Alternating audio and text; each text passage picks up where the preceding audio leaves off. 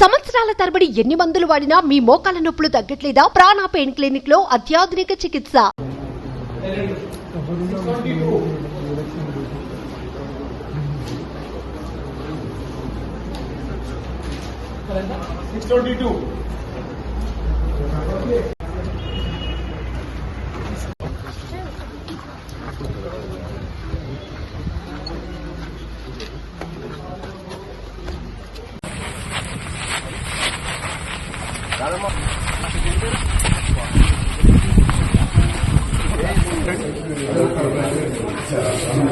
Cap వస్తుందండి please కొంచెం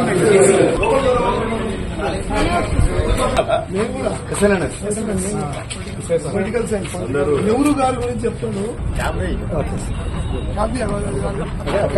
sir అక్కడ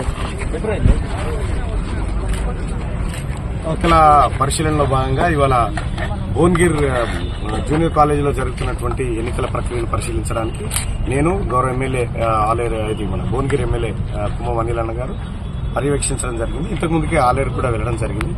ఇక్కడ చూసినా ఒక మంచి వాతావరణంలో ఎన్నికలు జరుగుతూ ఉన్నాయి. ప్రజలందరూ కూడా స్వచ్ఛందంగా వచ్చి ఓటు హక్కులో వినియోగించుకుంటా ఉన్నారు. అయితే కొన్ని బూత్లలో కూడా కొన్ని తక్కువ కొన్ని ఎక్కువ ఉండడం వల్ల కొంత వ్యత్యాసం కనిపిస్తుంది. ఇప్పటికి ఓటర్లు కూడా దయచేసి తరలిరండి, ఎందుకంటే మీకోసం పోలింగ్ బూత్లు వెయిట్ చేస్తా ఉన్నాయి.